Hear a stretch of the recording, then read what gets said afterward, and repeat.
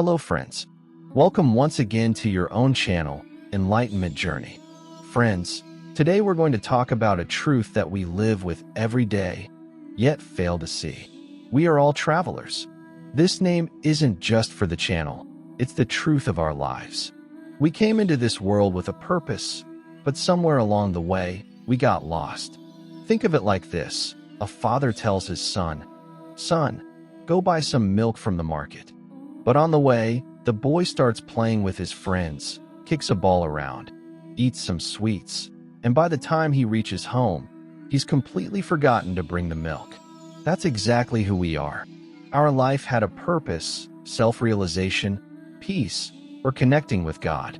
But along the way, we got lost in the illusions of this world. We started playing. We got carried away, and we forgot our goal. Have you seen Jumanji 2? That movie where 4 people get trapped inside a game? A whole new world opens up before them. They're given 3 lives, 3 chances to complete their mission. But friends, our game is even more dangerous. We have unlimited lives. Every time we die, we're reborn into a new body. New circumstances, new names, new relationships. But one thing we never remember: who are we? And what was our purpose? In Jumanji, the players finish their mission and exit the game. But for us, the game is still going on, because we haven't completed our mission yet. Now the question is, who are we? We often identify ourselves with this body. I am sick, I am old, I am rich, I am poor.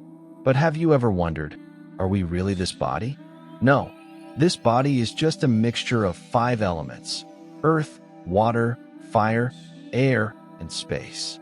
One day, this body will dissolve back into these very elements. So then who are we? Think of it like a computer. The body is the hardware, and what runs it, that's the software. And this software is made of 4 things: mind, intellect, memory, and ego. Let's understand them one by one. First, the mind, manas. The mind's job is to gather information. The 5 senses, eyes, ears, nose, tongue, and skin, all feed data to the mind. The mind then deliberates. Should I do this? Should I not do this? Second, the intellect, Buddhi. The intellect is the judge. It decides, is this good or bad? Right or wrong?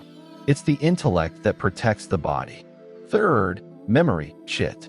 Chitta is like a vast hard drive. Whatever information the mind collects, Chitta stores it. Every memory, every experience, every impression, everything gets saved here. And fourth, the ego, Ahankara. The ego is the identity we create about ourselves. I am a child, I am young, I am old, I am a doctor, I am a father, I am a husband. But notice this, all of these keep changing. The body changes, circumstances change, roles change. But one thing that doesn't change, that is the I. In childhood, you said, I want to play. Today you say, I want to be happy. The body has changed, but the I remains the same. So why does the ego keep changing? Because the ego is not real. It's an illusion. We define ourselves based on the body and our circumstances. Now, the scriptures say, this body is like a chariot. The 5 senses are the horses. The mind is the reins. The intellect is the charioteer. And you are the traveler sitting in the chariot. Now think, where do these horses run? The horse of the eyes chases beauty. The horse of the ears chases praise. The horse of the nose chases fragrance. The horse of the tongue chases taste. The horse of the skin chases touch. The mind, as the reins, is weak. It can't control these horses. And if the intellect, the charioteer, isn't paying attention, the chariot goes out of control. And then, it may fall into a ditch. One day, a disciple asks his guru, "Guruji, why do I feel like so many voices are speaking inside me? Sometimes I say, do it. Sometimes I say, don't do it. Are there multiple people inside me? Who am I?" The guru smiles and says, "Son, there are 4 forces within you: mind, intellect, memory, and ego. You must understand them. You must master them. Otherwise, your life chariot will crash into the abyss. Then the guru says, Chitta is like a lake. All your impressions and memories are stored in it. Whenever you sit to meditate, this lake gets stirred, and all kinds of memories rise to the surface. If you've done good deeds, planted good impressions, then this lake is clean. In it, flowers of love, compassion, service, and devotion bloom. But if you've sown seeds of greed, anger, and jealousy, then this lake has become polluted. Poisonous weeds of fear, hatred, and ego have spread in it. So whatever you do, it leaves its mark on your chit. The fault isn't with chit. The fault lies in your actions. Now let's talk about the mind. The mind is like a monkey. It never stays in one place. It jumps from one thought to another. It pounces from one desire to the next. It draws images from the lake of chit and reacts to them. Then comes the intellect. The intellect is the judge.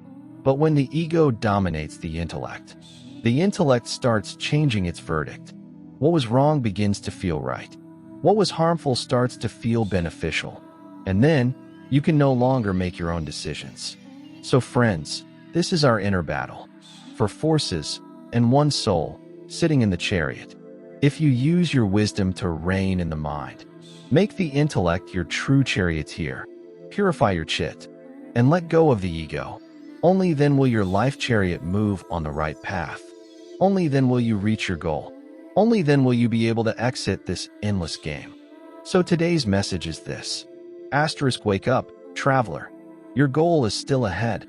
Asterisk. If you like these thoughts, please like the video, subscribe to the channel, and hit the bell icon so you don't miss such wisdom-filled content. In the comments, tell us, which voice was strongest in you today? The minds, the intellects, or the egos? We'll read your responses. We'll meet again with a new insight. Until then, Jai Shri Ram.